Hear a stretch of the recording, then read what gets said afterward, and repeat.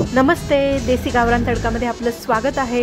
आज मी तुम्हाला दाखवणार आहे जरा आगळं वेगळं म्हणजे बोंबील मार्केट। पुण्यातील सगळ्यात मोठं बोंबील मार्केट माहिती आहे का तुम्हाला कुठे आहे ते? मी पण रिक्षा घेऊन त्याच दिशेने चालली आहे। चला तर मग बघूया पुण्यातील सगळ्यात मोठं बोंबील मार्केट। पुण्यातील मोठी मंडई, तिथे झालंय पुण्यातील मोठंच्या मोठं मेट्रो स्टेशन, मंडई मेट्रो स्टेशन। त्याच्याच पुढे येतो हा नेहरू चौक आणि नेहरू चौकातच दिसलं मला बोंबील मार्केट। चला तर आज जाऊया, आपण बघूया काय आहे तिथे। मी पण पहिल्यांदाच गेले या मार्केटमध्ये, म्हटलं तुमच्या सोबतही हा व्हिडिओ शेअर करावा। अरे बापरे, केवढं मोठं आहे हे मार्केट आणि किती ते प्रकारचे मासे, म्हणजे सुकलेले, वाळलेले, सुकट, बोंबील, अजून काय काय काय काय प्रकार आहेत तिथे। मी तर कधी नावं पण ऐकली नाही, अशी वेगवेगळे प्रकार भेटतात तिथे। पांढरं सुकट, पिवळं सुकट, छोटे बोंबील, मोठे बोंबील, वाकड मासा, अंबाडी, ढोना, अजून काय काय ते वेगवेगळे प्रकार। मला तर बोंबील, सोडे आणि सुकट या व्यतिरिक्त अजून काही माशांमध्ये असे काही प्रकार भेटतात, मला कधी माहीतच नव्हतं।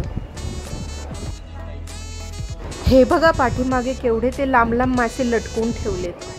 अरे बापरे, कितीतरी ते, आणि केवढे लांब। हे बघा अशा प्रकारचे ते मासे आहेत। जरा हा जवळचा व्हिडिओ दाखवतीये।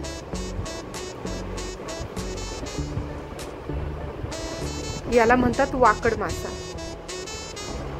आणि याला म्हणतात ठोमा मासा।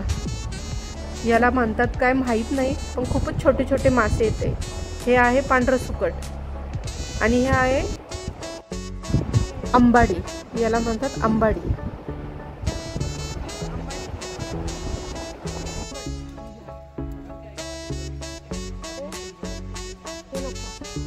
या काकू इथे सोडे घेत आहेत, पिवळे सोडे आणि लाल सोडे। हे कितीतरी वेगवेगळ्या प्रकारचे मासे कॅरेट आणि पोत्यांनी भरू ठेवलेत। हा आहे बघा टुना फिश। बोंबील मार्केटची सफारी पण भारी, एकाच ठिकाणी कितीतरी प्रकार आपल्याला बघायला भेटत आहेत। तुम्ही पण एकदा येऊन बघा या पुण्याच्या बोंबील मार्केटमध्ये, खूप प्रकार बघायला मिळतील। मी इथे व्हिडिओ काढता काका भेटले, त्यांनी पण माहिती सांगण्यासाठी उत्सुकता दाखवली। आपल्याकडे साफ केलेले बोंबील मिळतात, साफ केलेले क्लीन रेडी टू ईट बोंबील मिळतात। हे तुम्ही डायरेक्ट घरी जाऊन भाजी करू शकता याची, आणि याच्यामध्ये साईज असं भेटतात, बारीक साईज, मोठी साईज अशी।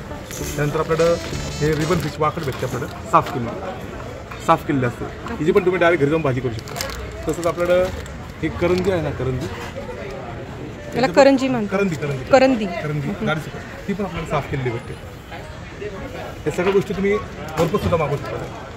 त्यांच्या म्हणण्यानुसार म्हणजे हे जे बरेच प्रकार आहे माशांचे, बोंबलाचे, ते आपल्याला घरी साफ करता येत नाही, तर त्यांच्याकडे रेडीमेड पॅकेट पण भेटतात, म्हणजे आपल्याला साफ करायची गरजच पडणार नाही।